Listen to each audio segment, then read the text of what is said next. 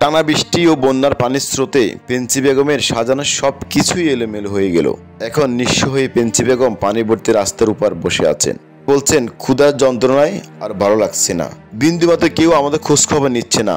শুনছি সব দিকে তার সামগ্রী বিতরণ করা হয়, আর আমরা এতদিন পানিবন্দী, কেউ আমাদের দেখতে আসেনি। বুধবার দুপুর 1টার দিকে লক্ষ্মীপুর পৌরসভার 1 নম্বর ওয়ার্ড শাহপুর ও রাজপুর এলাকায় পানিবন্দী মানুষের খোঁজ খবর নিতে গেলে চোখে পড়ে পেঞ্চি বেগম নামে এক মধ্যবয়সী নারী রাস্তার পাশে পানি নিষ্কাশনের ড্রেনের উপর বসে আছেন। তার 2 পা পানিতে, মাথায় হাত, মুখে সীমাহীন কষ্টের চাপ।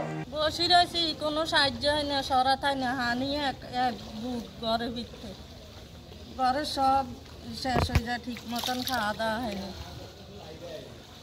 আপনার নাম কি? পেঞ্চি বেগম। আপনি কি করেন? কিরিয়ামাই। ঘরে কি কি আছে? স্বামী, ছেলে, মেয়ে আছে। কি কি আছে?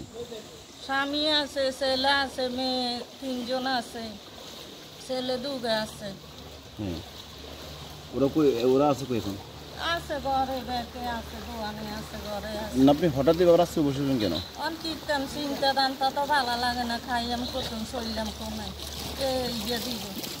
স্থানীয় বাসিন্দারা ক্ষোভ প্রকাশ করে বলেন, টেলিভিশনে দেখি সরকারি বেসরকারিভাবে সব দিকে পানিবন্দী মানুষের মাঝে ত্রাণ সামগ্রী বিতরণ করা হয়, আর আমাদের এদিকে হাজার হাজার মানুষ পানিবন্দী হয়ে ঘর বাড়ি চেয়ে অন্যত্র গিয়ে উঠছে।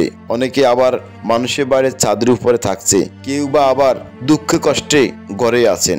সড়কের এই সাইডটায় কিছু মানুষ আশ্রয় কেন্দ্রে যাইতে পারে না, এরা শহীদ স্কুলে জায়গা না, এখানে এরা বিভিন্ন ছাদে আশ্রয় নিচ্ছে, বাড়িঘর ফালাই তুই আসে, কেউ আছে দোকান দোকানে বসছে, মহিলারা বিভিন্ন ছাদে আছে, রান্না বান্না করার খুব কষ্টে আছে এরা। 4 দিন হয়েছে, ওইদিকে তো মানুষ সবাই আসতে পারে না, ওইদিকে মানুষ আসতে পারে না, কিছু নিতে পারে না, এখানে কোনো ত্রাণ আসতেছে না, অনেক মানুষ আছে, অনেক অসহায়, কিছু খাইতেছে না, আজকে 3-4 দিন ধরে ওরা উপাসে আছে।